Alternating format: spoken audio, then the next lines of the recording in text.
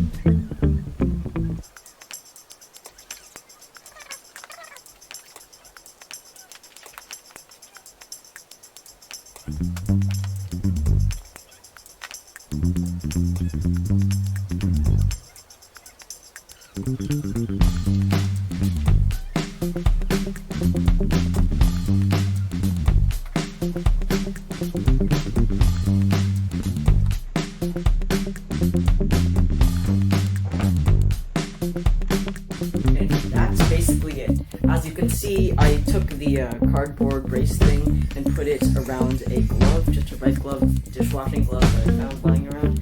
And I also took a bunch of Velcro strips and stapled them to the ends of the gauntlet so that it fastened a lot more securely. And oh, one more thing, I also taped a really flat piece right here to elevate the dart so that it wouldn't fire more efficiently. So yeah, those are the 3 changes I made. Let's see how it works. Basically, all you have to do is take this rubber band and slide it into this clothespin like this. Like that, so it's fastened. And then you take 2 darts, put one through one hole, one through in the other hole. And then fire. That's how it works.